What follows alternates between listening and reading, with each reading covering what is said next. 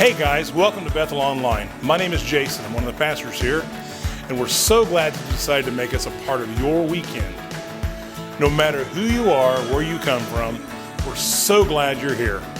Our vision is to be a safe place for real people to encounter the real Jesus and experience real change.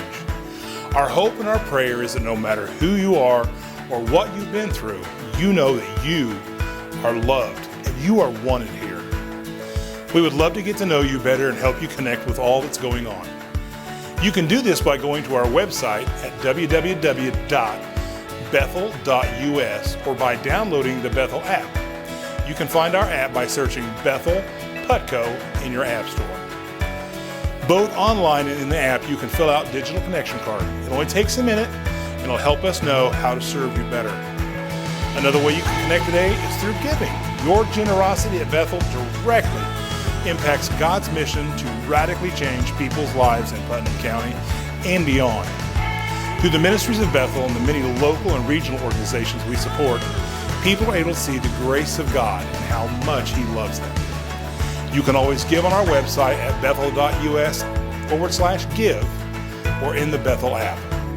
Thank you for partnering with us and making a difference. Well, thanks again for tuning in online today.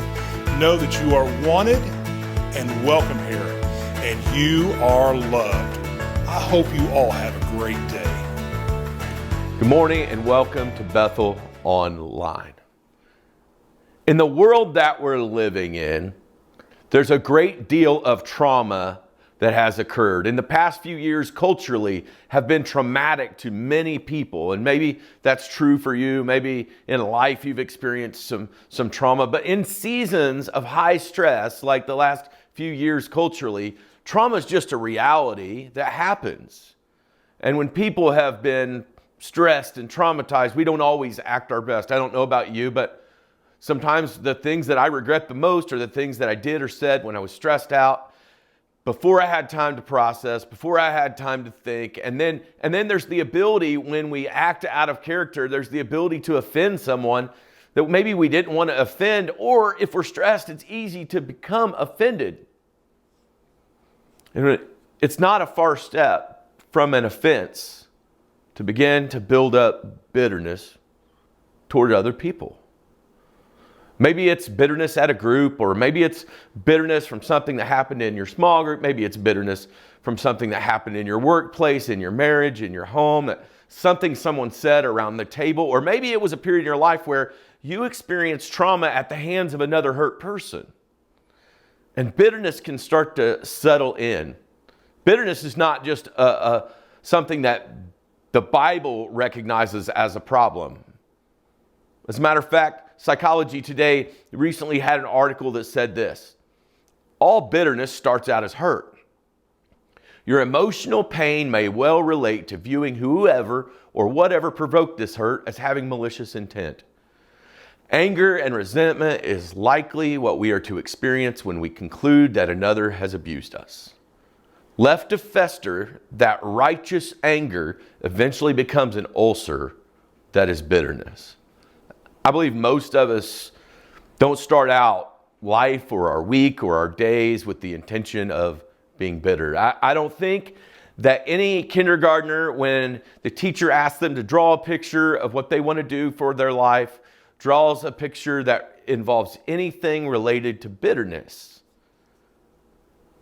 And yet, if we're honest, many of us have experienced the feeling, the emotion of bitterness.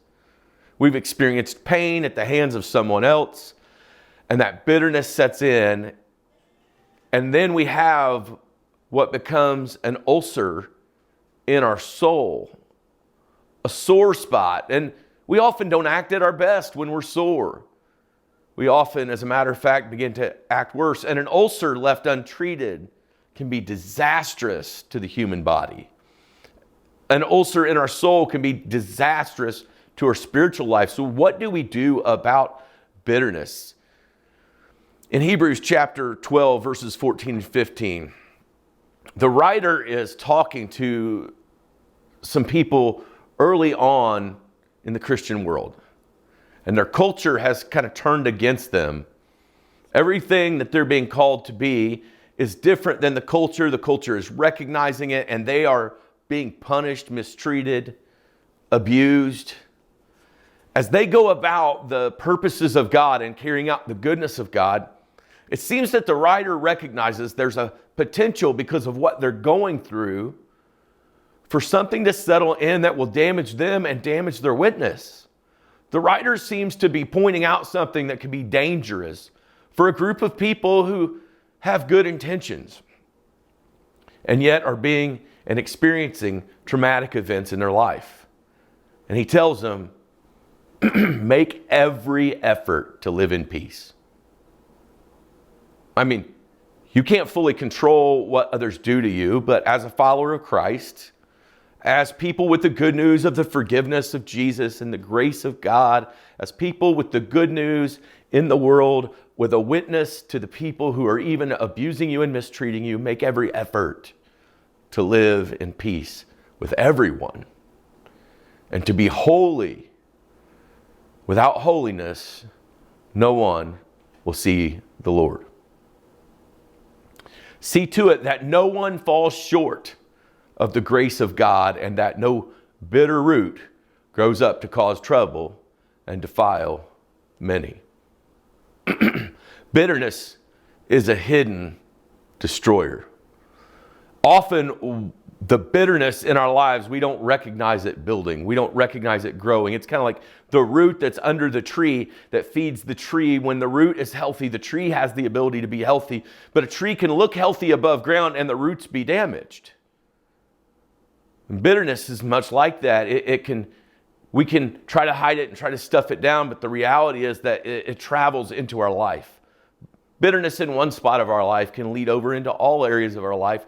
Bitterness will destroy us. And for some of us right now, we're hanging on to bitterness thinking that's what's helping us survive. Well, if I don't maintain this and remember this and hold on to it, then it'll get me again. And the pain that I felt before, I'll feel again. But often those things that seem to be defense mechanisms that help us survive can begin to be dangerous and damaging to our very soul. See, I heard a quote one time that said, bitterness is like drinking poison and hoping it kills someone else. Another quote I heard said, roots will never respect the boundaries of your yard. You see, not only will unhealthy roots affect the tree, unhealthy roots will begin to impede upon the lives of others. Roots will never respect the boundaries of your yard. You can trim a tree above ground and keep it away from the power line. You can trim a tree and keep it away from the boundary, but the reality is the roots continue to dig. Unless something happens that destroys, the roots will continue to spread out. And a little bit of bitterness in one spot will begin to impact everything around.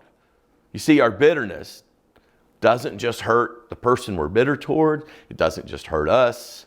Bitterness begins to poison others. I know that you probably have people in your life that you love and care for. And you might be of the mindset that, hey, my bitterness is something I can live with. And it doesn't seem to bother the person I'm angry at. But the reality is when we carry bitterness, it seeps over into the people that we love and care for. I've seen generational bitterness where someone in the family, a matriarch or patriarch in the family, a grandma or grandpa was a bitter person, and they passed down this behavior and this habit of letting the hurts and the wounds and the traumas become bitterness. And every generation to follow has the same chip on their shoulder that damages their relationships, hurts their witness. When the writer of Hebrews says, see to it that no one falls short of the grace of God and that no bitter root grows up to cause trouble and defile many. The word actually for defile actually means to stain, pollute, or contaminate. As Christians, we're called to be vessels of holiness. And bitterness will often lead us to hate. And hatred and holiness can't live in the same place. So how do you kill a root of bitterness? Number one, you expose the objects of your bitterness. Ephesians chapter 5, verse 11 says it this way: have nothing to do with the fruitless deeds of darkness, but rather expose them. Bitterness and unforgiveness holds us in a position of somehow, somewhat trying to right a wrong that someone else has done, to make them pay for what they've done. And Paul instructs the church in Ephesus to have nothing to do with fruitless deeds of darkness, but to expose them. You know, you can't heal what you cannot admit. You cannot heal from what you cannot admit is a problem. This is like the most basic idea behind any sobriety program, any addiction program, any long-term sin in our life. We cannot solve or be healed from a problem that we will not acknowledge exists. And if you begin to do an inspection on your life and the places of pain and the places of hurt, you might find that your life is being damaged and a mess, and you would like to heal. You would all say, I want to be better from what happened to me. But you cannot heal from what you cannot admit. And oftentimes we have taken this event that happened to us and allowed bitterness to grow in our heart. It's a miserable existence. It's miserable when someone hurts you. But oftentimes the bitterness from an offense can do more damage to us than the offense itself.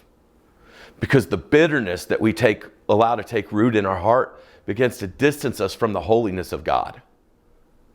It's hard to act like Jesus when we're hating people's guts. You can't heal what you cannot admit. And maybe it's a good time for us to have some introspection into our life and say, who is it? What is it? What is this thing in my past that's brought in this bitterness? Maybe it's bitterness toward a group of people. Maybe it's bitterness toward a person. Maybe it's bitterness to someone who abused you. It may be someone who doesn't even care that you're hurt. They may have moved on with their life and not even think about you. And yet that root of bitterness is growing, and it's sending nutrients up into your life that aren't actually beneficial for you. They will actually destroy you. It says, see to it that no one falls short of the grace of God, and that no bitter root grows up to cause trouble and defile many. Jesus set out to make a way for us to live up to the grace of God. The reality is Jesus was the ultimate example of the grace of God. And he's telling the early church, these people living in a world where offense is everywhere, where they are literally having things done offensively to them, to keep their focus on not falling short of the grace of God, to maintain a level of holiness. And then as he says this, he specifically points out, see that no bitter root grows up. Because one of the great tools of Satan is to allow us to let bitter roots begin to take roots. Plants are most easily killed by destroying the root system. And some of those roots go very deep. In some invasive species, it's practically impossible to kill the root without killing everything around. And Paul's instructing, in Hebrews, is instructing to take seriously the issue of the root of bitterness. My own life, I will say that probably one of the things I have struggled with, consistently struggle with, and seems to be a comeback issue in my life has been getting bitterness. I could tell you stories about things that have happened to me at the hands of people. I can tell you about things that people have done wrong or things that have occurred that seem unfair, and we all have those lists. But I was pondering this morning as I came into work a time in which out of nowhere I'm serving a church that I really love. It's doing phenomenal things. People are coming to Jesus. I'm around people that I love and care for, but the church is growing and my pastoral load was out of control. I mean, every week there was a funeral, or every week there was some thing extra, or we were reaching people who didn't know Jesus and they had needs. They had needed to be heard. They wanted counseling. They needed someone to assure them. They needed that, and the need was just so immense that I finally began to notice this thing happen to me over time. My phone would ring and I would just want to throw it. And where somebody I loved was reaching out to me, I would just, I can't do it right now. It's too much. It was overwhelming. And every 7 days, there was a need for some growth because of the growth we were experiencing. There was a need for a change that took a lot of energy and a lot of effort. And I just felt depleted and worn out. And at some point, I remember a day where I pulled out from the road that the church is on out onto a highway, and it's kind of a blind spot where you pull out. You can't mess around. You got to get on it and get away, or because a truck coming over the hill can catch up to you really quickly. And I went ahead and did what I normally did with driving, and I pulled out and I started to drive up to speed, but I had a thought that startled me. I had this thought that if that truck had hit me, I would have relief. And during that season, if I'm honest, I was bitter that I didn't feel like anyone saw how tired I was. And every time that I was asked of something, and the reality is, it was just hurting people who were hurting. The reality is, it was just people who were excited about the direction we were going. I wasn't being honest with how tired I was. I had always felt like, well, I'll just go harder. I'll push myself more.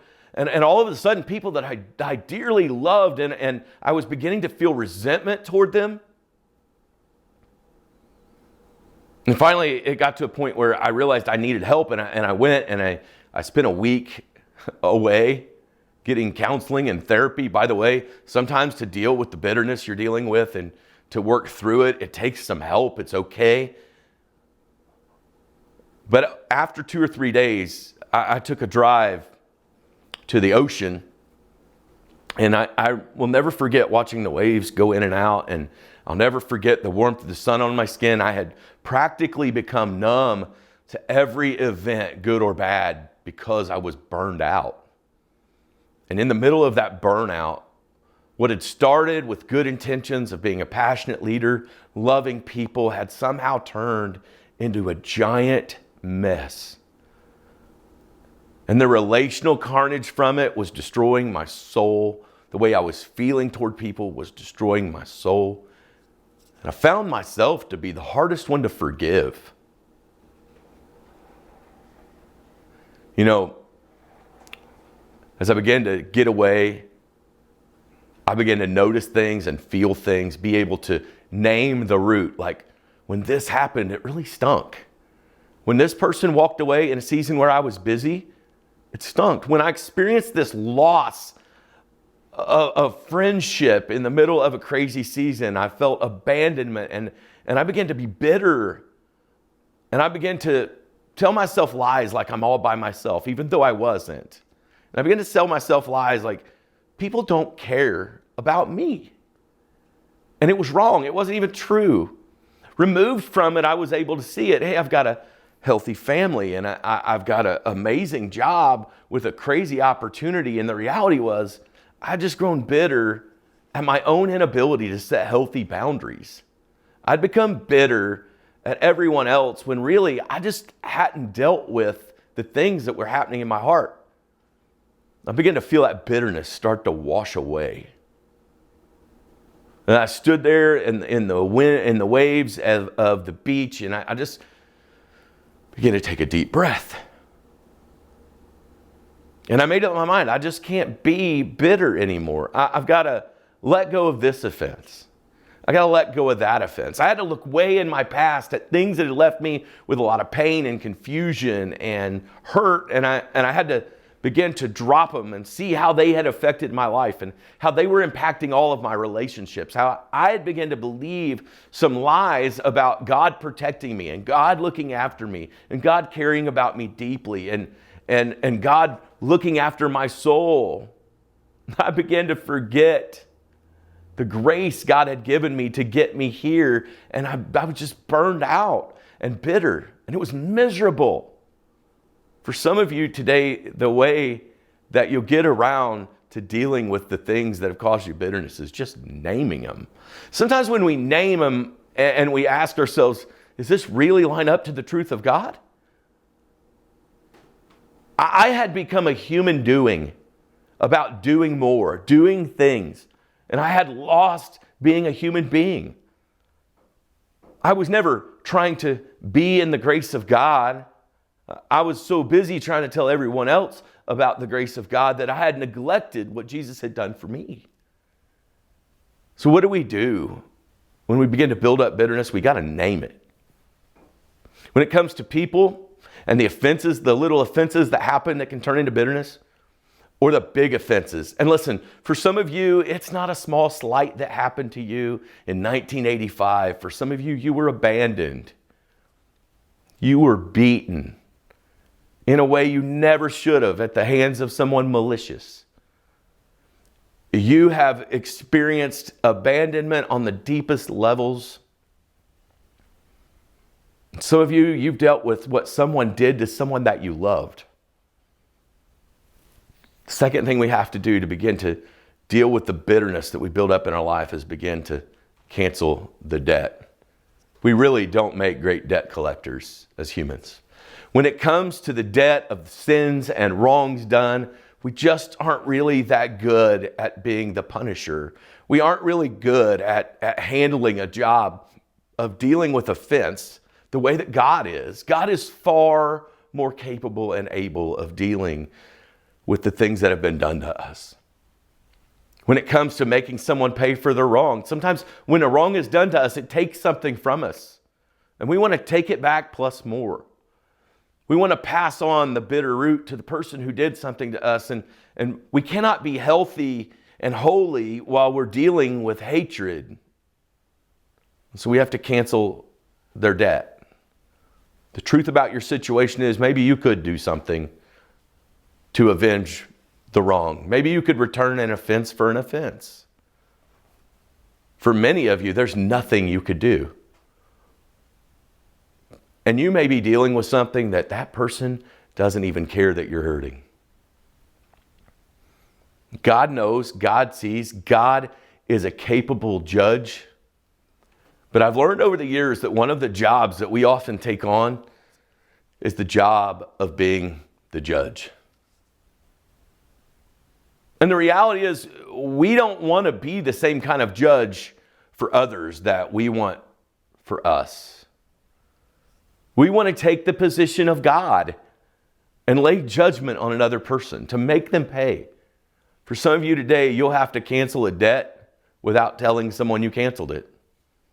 Maybe they're gone. Maybe you lay it down and trust God with it for God to deal with as God sees fit in all of His knowledge and not our distorted view. And maybe there is a moment to say, hey, what you did, I want you to know I forgive you. For some of you, entering back into that world can lead you to a very unhealthy place. But you certainly can lay the debt at the feet of Jesus. He has the capacity to care for it. In Matthew chapter 18, verses 23 through 35, Jesus is talking to the people around him, and he's explaining to them what it's like in his kingdom. And he says, the kingdom of heaven is like a king who wanted to settle accounts with his servants. As he began the settlement, a man who owed him 10,000 bags of gold was brought to him. That's a big debt. Do you know that in archery, the term sin actually is an archery term? It's a term used for being off target, for missing the bullseye. Now I want to ask you a question. If you are off a percentage point while shooting archery, you won't hit the bullseye. If you're off a mile, you won't hit the bullseye. When it comes to righteousness and holiness, whether you have had a small offense or a large offense, in essence, it's sin, it's off focus and off of point of where our life needs to go. The grace of God allows our life to hit the bullseye, not because of our goodness, but because of God's. We often like to look at the one who offended us and say how wrong. Maybe they were a mile off and you've allowed their being a mile off to move you an inch off. And if you've done that, you really do need to repent of your unforgiveness and receive the grace of Jesus, He's willing to impart His holiness on His people. I'll never forget my son having something done wrong to him. And my very first thought as somebody who's wrestled with bitterness my whole life was, man, I hope this doesn't make him bitter. And I even told him, buddy, please don't let this settle in your heart. This isn't about you. This is about someone else doing something bad to you. Don't let bitterness set in. His response was, okay, Dad. Over a period of time, he seemed to hold on to that. He didn't seem to gather bitterness. How you doing with that, buddy? He just seemed to have forgiven and letting go. He listened to his dad. He trusted that God was over it. And I began to find myself then getting bitter about what had happened to him, only to have that moment where, like, as a parent, your kid is the parent, and they hear you going off about it, and they're like, Dad, don't let it make you bitter. You see, the reality is our bitterness can be seen by others. And bitterness ekes into all the areas of our life. Matthew goes on to say, since he wasn't able to pay, the master ordered that he and his wife and children and all that he had be sold to repay the debt. I mean, it's a huge payment that had to be paid. At this, the servant fell on his knees before him. Be patient with me, he begged, and I will pay back everything. The servant's master took pity on him, canceled the debt, and let him go. Grace.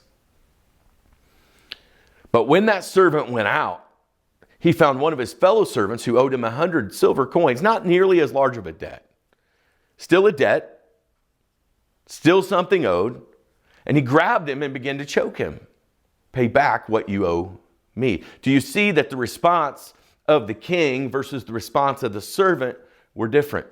The reality is the grace of the king had been huge on behalf of the one who had offended and built the debt.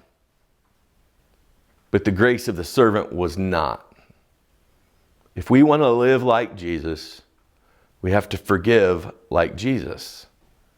We have to allow grace to move through our life. It may be that the very redemption of your story and the evidence of Jesus in your life and the evidence that people can see of Jesus in you is the forgiveness you allow, the debt that you drop.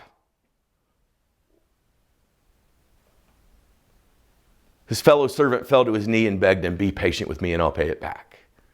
But he refused. Instead, he went off and had the man thrown into prison until he could pay the debt. When the other servants saw what had happened, they were outraged by it. I mean, he was forgiven a huge debt. And they went and told their master everything that had happened. Then the master called the servant in and said, you wicked servant. I canceled all that debt of yours because you begged me to. Shouldn't you have had mercy on your fellow servant, just as I had on you? While we were still sinners, Christ was our friend. And he laid down his life for those who had offended. He chose forgiveness through Jesus. In anger, his master handed him over to the jailers to be tortured until he should pay back all he owed. Forgiveness really isn't an option because we really can't repay what we owe. We can't fix an arrow that's already been sent. But by God's grace and through Jesus, we can experience forgiveness and carry it out. He says, this is how my heavenly Father will treat each of you unless you forgive your brother or sister from your heart. Number 3, bless your offender. Now, for some of you, you don't need to go to your offender and be like, hey, I want to bless you with this. Maybe that is the place you're at where like the relationship is so obviously unhealthy that there needs to be a moment where we try to have some level of reconciliation. And in your particular situation, reconciling decently with someone and having a close, tight relationship that's unsafe to us is not the answer. But maybe it's as simple as beginning to pray for them. And maybe your prayers need to go from, God, I pray they trip over a log or get hit in oncoming traffic, to, God, I pray that they learn from what happened. God, I pray that they know your grace in a way that will change their heart and soul. I understand this is not an easy prayer to pray. It's easy to preach, but it's way harder to live. And sometimes it means forgiving over and over and over again until we can honestly pray or hope for, or maybe under certain circumstances, even actually have an opportunity to do the opposite of what was done to us. Now, listen to me. If you're in an unhealthy, abusive relationship, you don't have to keep taking it. You can forgive someone without continuing to expose yourself to horrible treatment. You are valuable enough before God to not have to continue to be abused or mistreated or treated inhumanely. You, by all means, do not have to run right back and say, let's be best friends. But you can free someone to go on about their life without feeling like you owe them their punishment. You can entrust God with it. I promise He's better at it. He's more equipped at it. The weight of that job will wear you down and destroy your soul. God is capable of handling that job. In Luke chapter 6, verse 27, 28, it goes on to say, but to you who are listening, love your enemies, do good to those who hate you, bless those who curse you, and pray for those who mistreat you. The word there, bless, actually means to speak well of. I don't know that you have to go out in public and say, I want to talk nicely of someone who did something awful. It might actually be that in the moment where someone next to you who's bitter about what that person did, it's like, man, I can't stand them. And maybe you could take the spot of my son and look and say, hey, holding on to the bitterness will only make you sick. I don't want you drinking poison you think is going to kill somebody else when it's really destroying you. Sometimes wonder why I've wrestled so much with bitterness in my life. And if I were to be honest with you, my hope is that all of that wasted time and that wasted energy of bitterness might save some of you from stepping into it. So you can breathe easy. And you can speak well of.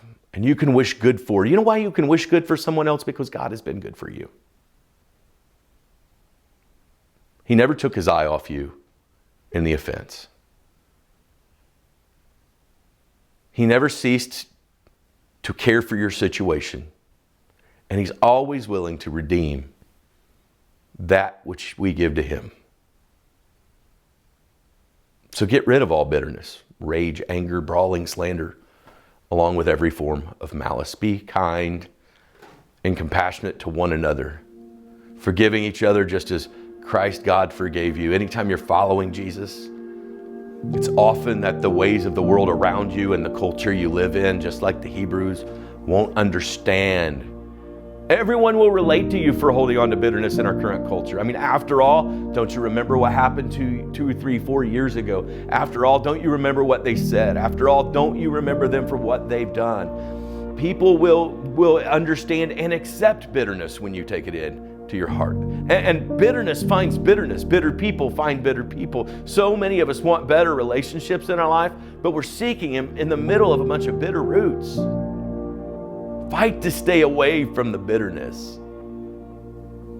Fight for peace, the peace of Christ, which is in trusting the God who can be trusted. Seriously, Bethel. What battle do you need to fight today in order to get out of the pit of bitterness? You see, I think many of us are imprisoned by some bars in our life of bitterness. We can't step into what God has for us because we're stuck in the pit of bitterness. We're stuck in the cell, the jail cell of bitterness. But God has given us the key through His Son Jesus. For the moments in which we were off target, the moments in which we were wrong and offended Him, God has given us grace. And because He's given us that key, we can walk freely in the middle of offense. Bethel, I love you. Have a great week. Hey, thanks so much for watching. Are you ready to take your next step? We would love to hear from you. You can send an email to hello@bethel.us. You can send us a message on Facebook, or you can let us know in the Bethel app. And speaking of the Bethel app, take a moment, if you haven't already, to go to your app store and search Bethel Putco to download our app. There's all kinds of great resources in the app. You can listen to messages, you can view the messages from Sunday morning, And you can also fill out a digital Connect card. You can do that today and each week to let us know that you're tuning in. You can also find some great information about our Bethel Kids Ministry and our Be the One student ministries. Also in the app, you can give. It's one of 3 ways you can give, with online giving at bethel.us/give, in our app, Bethel Putco, or through text. Hey, thanks again for joining us. We hope you have a great day and know that you are loved.